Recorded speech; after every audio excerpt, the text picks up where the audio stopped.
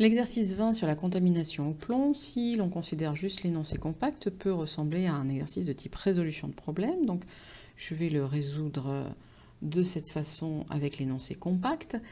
Vous avez lu le texte et vous avez retenu les informations importantes, à savoir que l'eau potable ne doit pas contenir plus de 50 mg d'ion plomb par litre d'eau. Donc ça, finalement, c'est une concentration massique que l'on me fournit, 50 mg par litre. Et on me fournit également l'équation de réaction, ainsi que d'indispensables données comme la masse du plomb, la masse de l'ion sulfate, la constante d'équilibre de la réaction de précipitation et la concentration maximale autorisée en ion sulfate.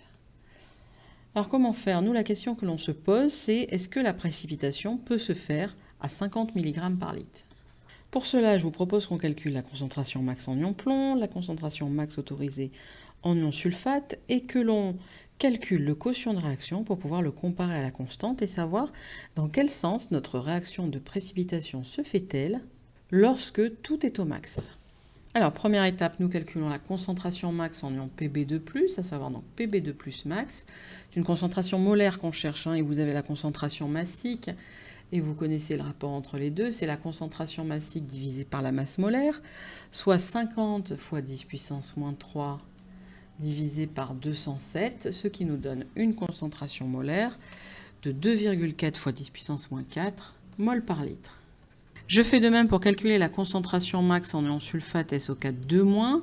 C'est donc la concentration massique sur la masse molaire, soit 0,25 pour les 250 mg par litre qui me sont donnés dans l'énoncé, divisé par 96,1, la masse molaire, ce qui nous donne une concentration molaire de 2,6 fois 10 puissance moins 3 mol par litre.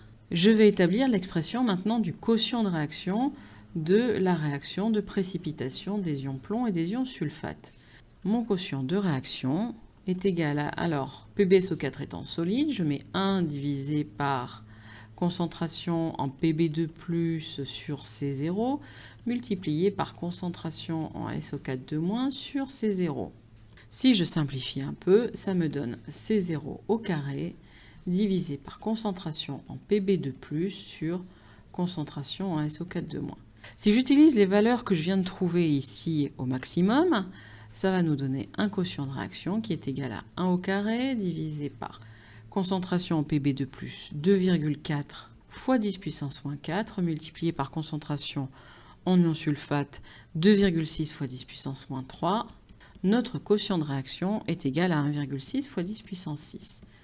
Alors maintenant, que faire de cette information? On va commencer par la comparer avec la constante d'équilibre ici. Je constate que si je pars avec le maximum d'ion plomb, d'ion sulfate, j'ai une constante de réaction qui est beaucoup plus grande que la constante d'équilibre K. Et je sais que quand la constante de réaction est plus grande que la constante d'équilibre, ça signifie que mon équilibre se fait en sens indirect, dans le sens donc de dissolution de ce précipité de PbSO4 qui va donc former Pb2+ et SO4-. Alors que nous, ce que l'on voudrait, c'est que la réaction se fasse dans le sens direct, de façon à précipiter PbSO4 et s'en débarrasser. Donc pour redescendre jusqu'aux concentrations maximales autorisées, faire par précipitation de cette réaction n'est pas possible parce que ma réaction va dans le sens indirect, donc dans le sens de dissolution du précipité et non dans le sens de précipitation.